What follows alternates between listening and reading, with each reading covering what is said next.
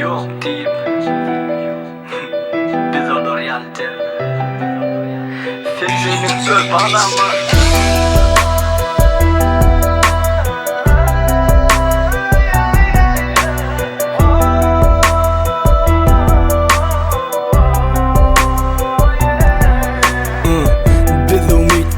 Yaşayan datlarken bulun himmesi baylık bilen bağlanışıklı del. Her eden edimlerimizde baktığımızda karışas. Dinlenesi ve lügün birbirimize sataşas.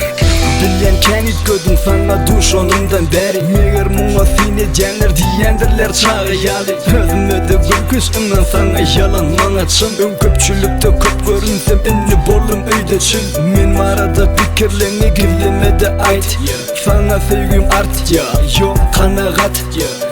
Mana ne tanış başa düşen duygu. Meğerim bıçın sevgi.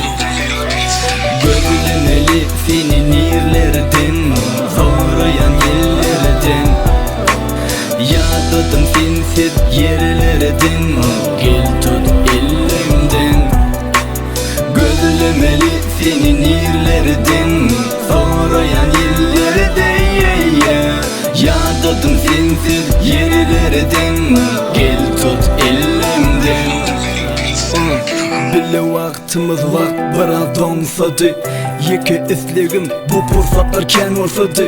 Bir yan yıllık uzaklarda bolsam da men üşümecek yali zemin donup kalsa da. Pozulmanı köreninde yerin kaymalı. Öңlür halam oktum ondan söygü hakta yazmalı. Berilen için olsa adam zada üç bakt. Şolun biri sen, ilim bilim üçü hakikat. Gözlerini yumdu bir fırsatlık gözünü getir. Dinle ikimiz başka zadi etmedi fikir. Tolkunlu umman biz durmuş adlı gent. Adısına tiz yetir. Men arada fikirlerini gizlemedi ait. Sana sevgim art ya, yok kanagat. Mana ne tanış başa düşen duygu. Meğerim bıçın sevgi. Görülmeli senin yerlerden, zorayan yerlerden. Yadadım sensiz yerlerden, gel tut elimden. Görülmeli senin yerlerden, zorayan yerlerden.